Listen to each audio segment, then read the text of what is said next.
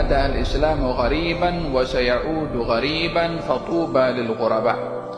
Islam ini datang dalam keadaan asing, tidak dikenali, dan akan kembali di akhir zaman tidak dikenali.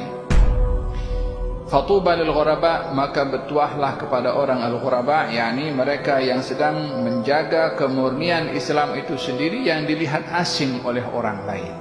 Di saat rosaknya masyarakat di luar dengan adanya propaganda daripada musuh yang merosakkan umat manusia secara umumnya dan umat Islam secara khasnya dengan propaganda mereka, tujuannya mengajak orang Islam supaya ikut dengan mereka. Supaya apa? Supaya tak nampak keindahan Islam itu yang dibawa oleh baginda Rasulullah dan tak ada yang memperjuangkan ini agama, sehingga nampak kita sama dengan mereka dalam kemungkaran.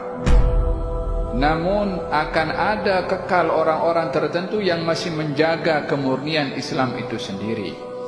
Baginda Rasulullah sallallahu alaihi wa alihi wasallam bersabda, "La tattabi'anna sanana man qablakum shibran bi shibrin, dhira'an bi dhira'in, hatta law dakhala ahaduhum juhra dhabbin la dakhaltumuh."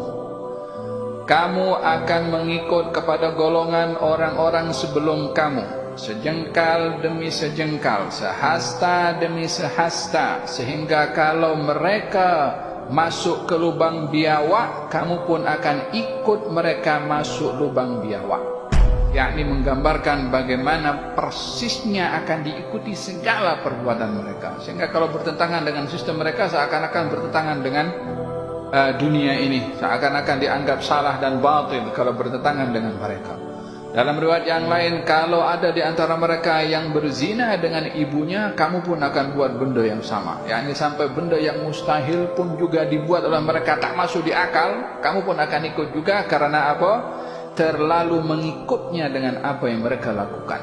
Ianya bahagian daripada tanabbu'at, yakni khabar-khabar yang disampaikan oleh baginda Rasulullah yang belum terjadi, namun akan terjadi, yang bila ia terjadi membuktikan bagaimana benarnya dan jujurnya perkataan Nabi Muhammad sallallahu alaihi wasallam yang kita hidup di zaman di mana umat Islamnya mengikuti orang-orang daripada Yahudi ataupun Kristen dalam segala caranya. Faham tom? Apa sekarang daripada kalangan umat Islam yang tidak ikut daripada dengan mereka? Cara pakaian sama. Dalam beberapa tempat pun juga akan letakkan cawan, kemudian hantar cawan satu lagi, ting macam tu.